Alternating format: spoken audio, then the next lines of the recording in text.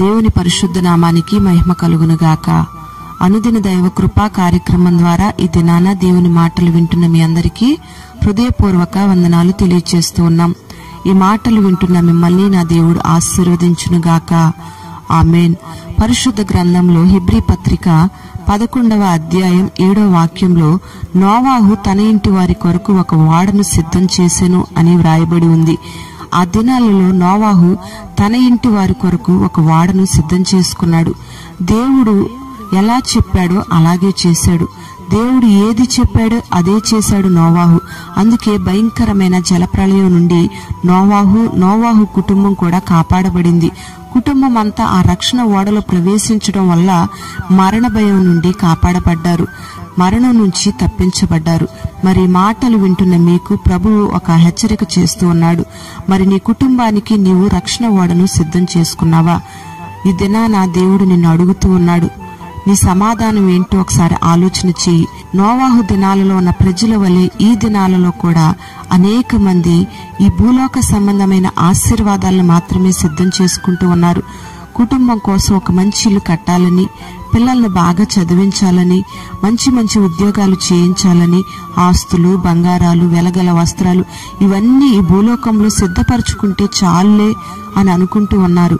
మంచిదే, కానీ ఇవన్నీ విడిచిపెట్టి ఒకరోజు ఈ లోకమంతటిని కూడా విడిచిపెట్టి అందరం వెళ్ళవలసిన వారమే. మరప్పుడు నీ ఆత్మ యొక్క పరిస్థితి ఏమవుతుందో ఒకసారి ఆలోచన చేయాలి. ప్రియమైన దేవుని బిడ్డలారా, ఈ భయంకరమైన దినాలలో నోవాహు వలె నీ ఇంటి వారి ఆత్మరక్షణ కొరకు నీవు ఓడను సిద్ధం చేసుకోవాలి. ఆ ఓడ 4 లంగర్లు కలిగినదై ఉండాలి. అంటే అపోస్తుల బోధలో, సహవాసంలో, రొట్టె విరుచుటలో, ప్రార్థనలో ఈ 4 అనుభవాలతో రక్షణ ఓడను నువ్వు సిద్ధపరచుకోవాలి.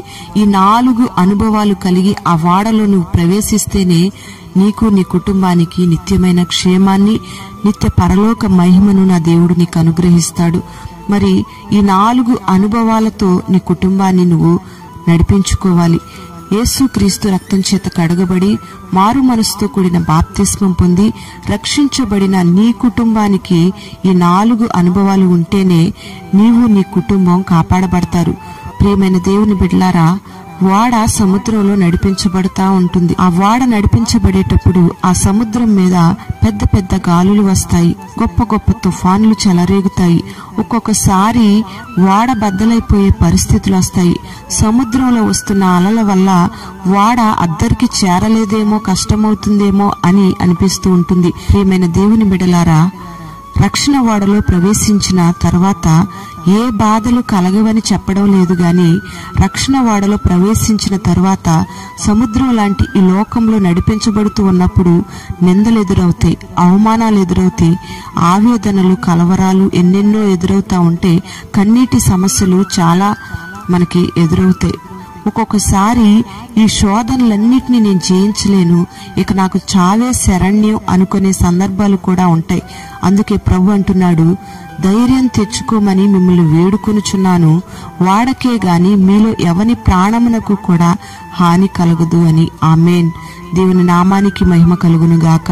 మరి ఈ లోకంలో ఎంతగా మనల్ని ధైర్యపరిచి ఆదరించే వాళ్ళు ఎవరున్నారు ఒకసారి ఆలోచన చేయండి. ఈ మాటలు వింటూ ఉండగా ఒకవేళ ఇంకా నీ కుటుంబానికి రక్షణ ఓడను నువ్వు సిద్ధం చేసుకోకపోతే ఆలస్యం లేకుండా నీ కుటుంబం అంతటినీ రక్షణ ఓడలోకి నడిపించాల్సిన బాధ్యత నీకుంది.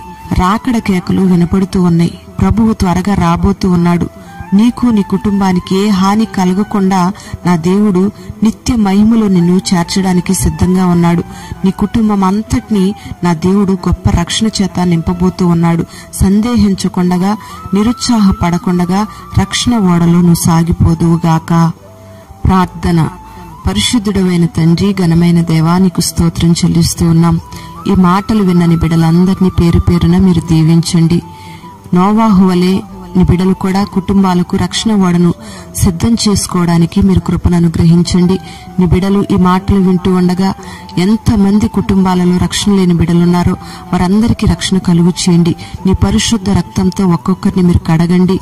అయ్యా నీకు స్తోత్రం. నీ సొత్తైన ప్రజలుగా నీ బిడల్ని మీరు మార్చండి.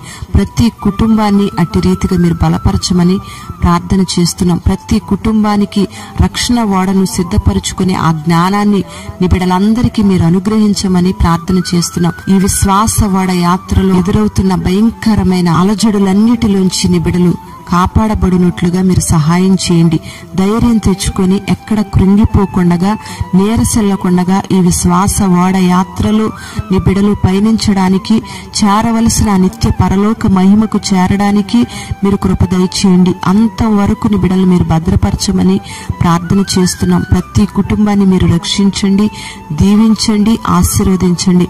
ఈ దినమంతా నీ బిడలు చేస్తున్న పనులన్నిటిలో గొప్ప విజయాన్ని మీరు కలుగు చేసి మహిమ మీరు పొందుకొనమని నజరేయుడైన యేసు నామంలో ప్రార్థిస్తూ ఉన్నాము తండ్రి. ఆమేన్.